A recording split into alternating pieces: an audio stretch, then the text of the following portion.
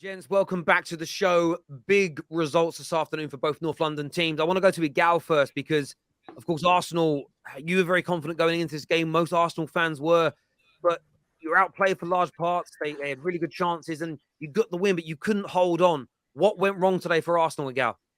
We didn't start off well. The first half was terrible, might I say. We couldn't get anything going, and overall, second half you expect a difference. You expect a change. I didn't really see that change until what do you call it? The Trossard substitution happened. Once the Trossard substitution happened, we got ourselves going. We seen more of the ball. We seen ourselves into more dangerous actions, and that's where we got our goal. Shout out to Trossard getting his debut goal for Arsenal. I thought we were flying from there, but guess what?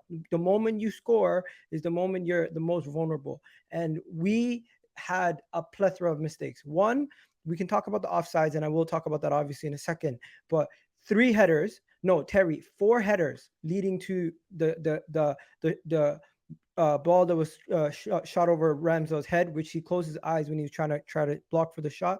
You can't be doing that as a keeper. As defenders, four different chances to head the ball away in the box, but you lose all four headers. That's a big mistake there. And then subsequently, uh, Ivan Tony's just slapping the ball in the back of the net uncontested. The second thing I have to say, sorry, my pen fell. The second thing I have to say is when it comes to this game, we did not deserve all 3 points, but we had an opportunity to get all 3 points. And I felt like the referee had some questionable decisions in there. Understand that I'm not saying an excuse. I'm literally just pointing out what I felt like was an obvious mistake on both parts. They had an opening goal. They should have allowed it. At the same time, they had their second goal. It balanced out. Their second goal shouldn't have stood. So in the run of play, it should have been a draw regardless. The draw was fair. But when it comes down to it, the referees once again letting the Premier League down. Two clear cut errors from the Brentford side. Their opening goal should have been allowed. The second goal that they scored, which was allowed, shouldn't have been given. There's multiple mistakes that they made. One, two offsides leading up to the goal from the pass. Originally, you had a player that was offside. Then, when the ball got headed back into the pathway for the final pass for the assist to Ivan Tony, that was also a situation. But overall, Eddie Nketiah was not good enough today. Honestly, I back Eddie to the moon, but he was very, very wasteful. No composure in front of goal. You have to have a little bit more composure when it comes to Bukayo Saka and the rest of the boys. They did their best. Ivan Tony is one of the best in the league when it comes to what he does, and he showed it again today. He showed it against Prime Van Dijk a couple years ago. This guy is just a monster, and he continues to do this. And maybe we're just going to have to figure out another solution when we're going up against lower blocks. I think Trossard needs to start versus Manchester City. I love Gabriel Martinelli. Trossard has to start versus Manchester City. Gabriel Martinelli at this moment in time, until Jesus comes back, Trossard is going to start for now. And we missed Jesus. Today was the definition of missing Jesus because Eddie Nketiah was so wasteful. I don't think Jesus would be that wasteful. But yeah, there's so many more things I would want to talk about, Terry, but we'll just save it for later. Yeah, no, I get that. And yeah, it's kind of your opening spiel on it. I wanted to ask you, of course, rivals are calling this out more than anybody else. That's 3 games now without a win, only 1 goal scored in 3 games. What do you think the problem has been in the last 3 matches, especially the last 2 Premier League games? Because you haven't been at the races. What do you think is causing this? Is it fatigue, complacency? Is it the pressure of the title race getting to you? What do you personally put it down to, Igal? The FA Cup game, first of all, scratch that out. I'm not including this in the whole grand scheme of looking at everything. When it comes to Everton and today, I think there's different performances in the Everton game. The Everton game, we never looked like we are going to get back into the game and actually score and win. Where this game, I always felt like there was a winner potentially there, Terry. So it's not comparable. What's comparable is the defensive setup of the team that we played. We need to find a solution because this is an issue and a concern that teams could end up just playing this blueprint from now until the end of the season, completely just trying to shut up shop, just trying to stop us from scoring and not even try to score themselves. But today, I can't even say Brentford that was their thing because in the first half we were too open. So I would say we need to go back to starting off games a lot faster because in the last couple of games, we haven't been able to start games off quite quick. The intensity hasn't been there from the beginning. So if there's anything I'm going to pinpoint, start off quicker, start off faster, and bring the intensity from minute one, as we used to over the last couple of games. That's it. And I think Jesus is a massive issue. Yeah, I hear that. I mean, but what do you think the cause of that is, though? Do you feel as though like The press. So I mean, so what do you think is so? The press is the reason that you've been performing poorly. The press that teams are putting on you, or your press has died off. No, the press has died off, and also when we get the ball in the final third, the composure is not there with Gabriel Jesus and Eddie Nketiah. I love Eddie Nketiah, don't get me wrong, but his composure is not there. When it comes down to that final ball, we link up 3-4 passes. It gets to Eddie Nketiah. What is he doing? He's trying to sky it. He's trying to go for the hero shot. It's like you can't do that. And I'm not putting it all on Eddie. It's not all on Eddie. But let's be honest. In the final third today, we lack that composure. We lack that little extra touch. And the main thing I would say about the press, Jesus is a press trigger. Eddie Nketiah, yes, he's a press trigger also, but at the same time, when he gets the ball and he wins it in those areas, sometimes he doesn't know what to do with the ball. Hence why Jesus, when he wins the ball in those areas, is much better. Jesus is a superior individual, and I think what you're seeing from Eddie Nketiah right now, and maybe he'll develop this.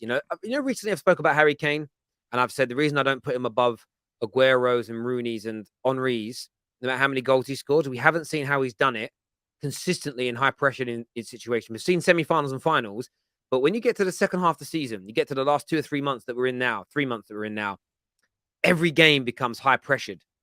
And that pressure creates tunnel vision. We've all been pressured in our lives. We've all been in situations where we can barely see because we're feeling pressured, where our legs become heavy, where we overthink things. We've all done it professionally, in education, in our personal lives, and in sport. And the difference between Eddie Nketiah and Jesus is experience in those moments. And with Jesus, I think he keeps his composure more when the going kind of gets tough. And these last I think since you beat Man United, the level of expectation rose again. And some of your players, it's just, I think what you've gone through in these last 2 matches is a sense of, oh, this is real now. And I think the City game is actually coming at the right time for you, because you should be focusing that on just a top 6 clash at home. If you've got to block out there's anything to do with the title race, if you can block it out and win that game, I think you'll be okay.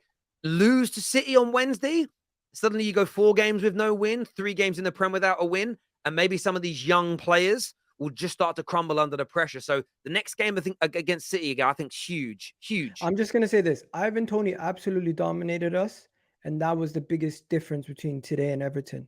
And when it comes to yes, Terry, I am concerned, but the fact of the matter is we still haven't we lost to Everton and we dropped points in this game, but the performance against City cannot replicate this. Trossard has to start. That's the main difference for me.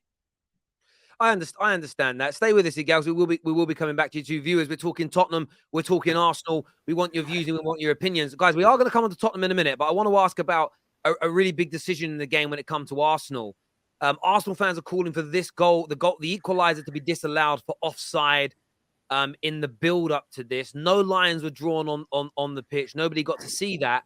What was your take as rival? Do you think Arsenal have been hard done by here? Should this goal have been disallowed? Well, I mean, it was Ivan Toney that scored, right? Because I was watching the Tottenham game. Yeah.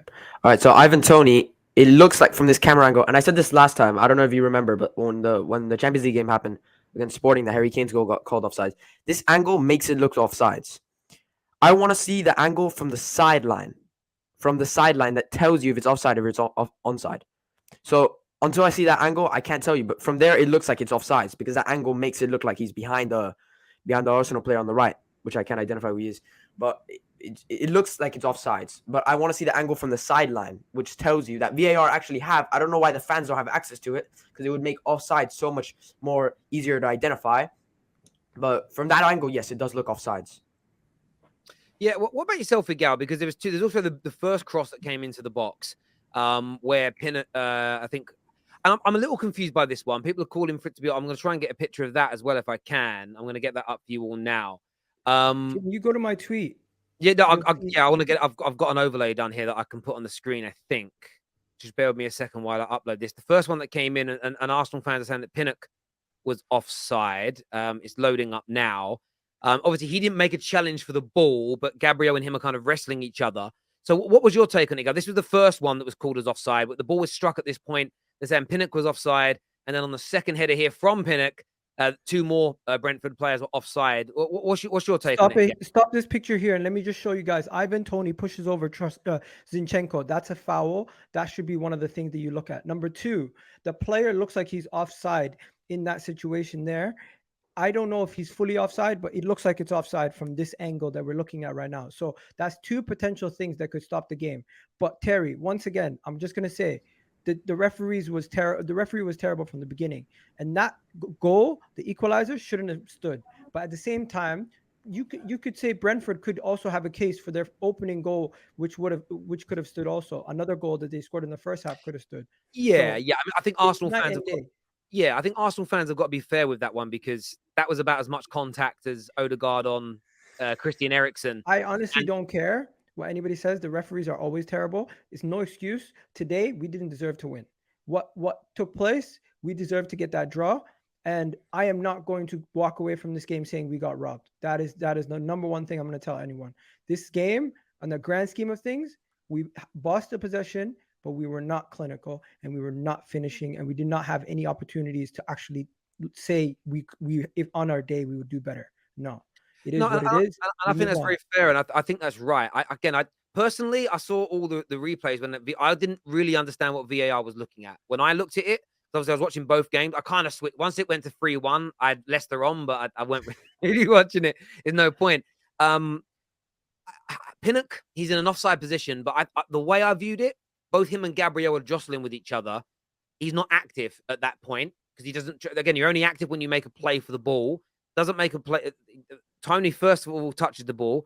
There was no other offside off that. The top angle doesn't look offside, although we didn't get to see lines. The push in the back of Zinchenko, again, I didn't think there was much in that at all, personally. I thought, though, that I couldn't believe Brentford's first goal was disallowed. That was, in real time, it didn't look like a foul. There was a slight shirt pull. But how big is Gabriel? Gabriel's about 6'2", weighs about 15 stone. That little shirt pull is not pulling man to the floor.